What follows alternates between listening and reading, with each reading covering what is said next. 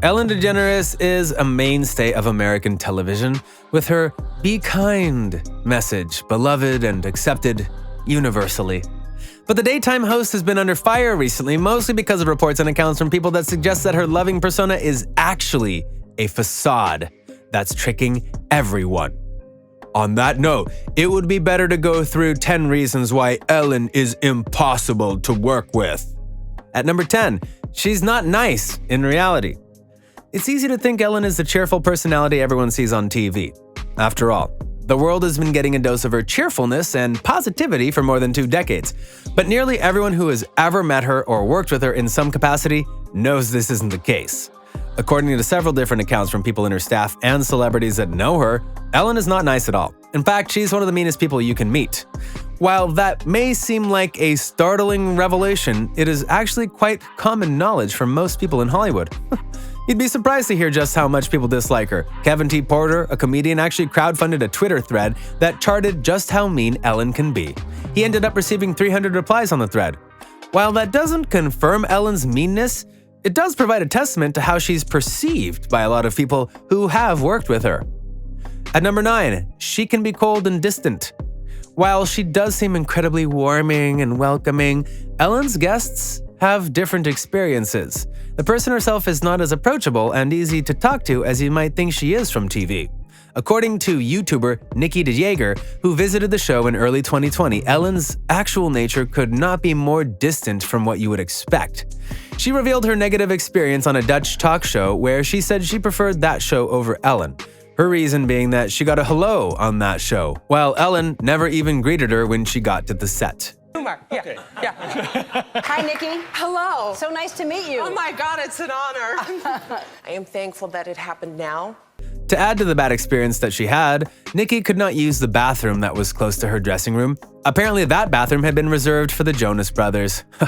Beyond that obviously bad experience, Nikki found Ellen to be incredibly distant. She found it hard to talk to her and did not feel comfortable at any given moment. The next reason might shock you, but at number 8, she repeatedly makes her guests uncomfortable with unplanned questions. Being inquisitive and trying to throw off your guests to get the answers you want is something that defines a journalist. But Ellen isn't a journalist. She's supposed to make her guests comfortable and have good rapport with them for the entertainment of her audience. While that would define a good daytime host, Ellen likes to go a step further with her guests. She repeatedly asks questions that puts her guests on the spot and they end up looking very uncomfortable. While this does not mean that she's mean, this does make her incredibly difficult to work with for her guests. And she did get away with it for a long time, until Dakota Johnson confronted her last year. The infamous exchange involved Ellen saying that she wasn't invited to Johnson's birthday party to put her on the spot. However, Johnson didn't let Ellen get her way and mentioned on TV that she did invite Ellen, but the daytime show host didn't come. Uncomfortable, to say the least. Yeah. But I did invite you and you didn't come, so. This time you invited me? Yeah. Are you sure? Yeah. How do you know? I don't think so. Ask everybody.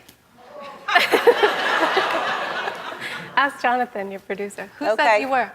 Next up, at number 7, she apparently picks out a person to be mean with. Among the many workplace stories that have dogged Ellen for most of 2020, this one is probably the most in line with the Ellen is mean narrative.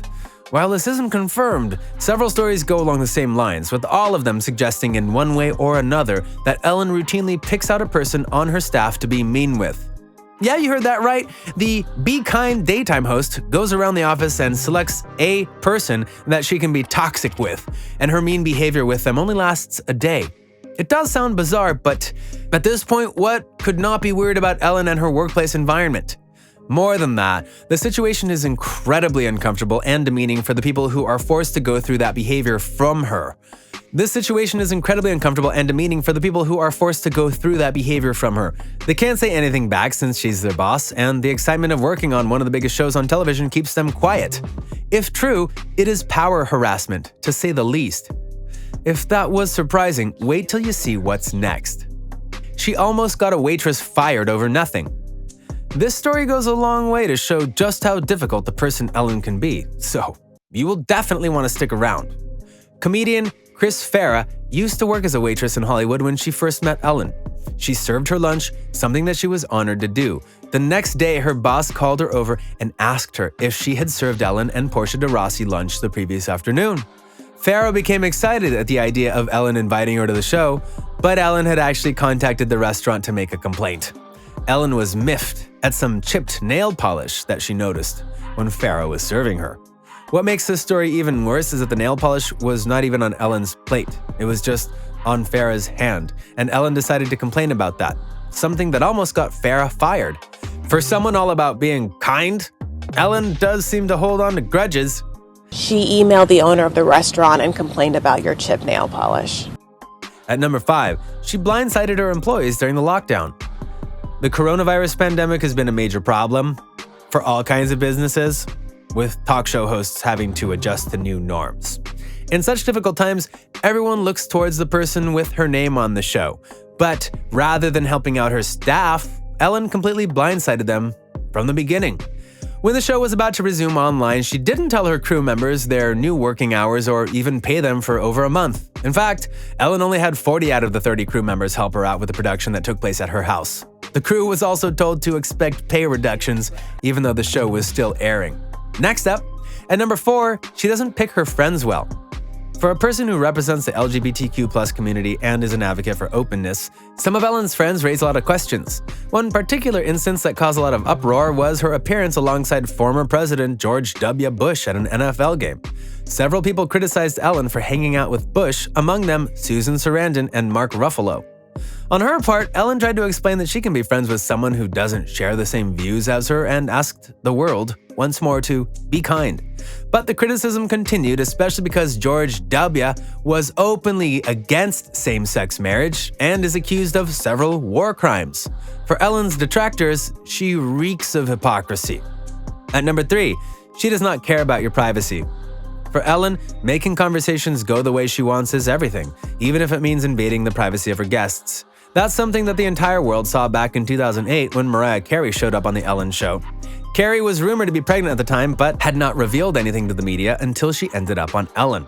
Not only did Ellen make Mariah reveal her pregnancy, but she did it in an incredibly manipulative way. She tried to get Mariah into a champagne toast, something that she would not do if she were pregnant.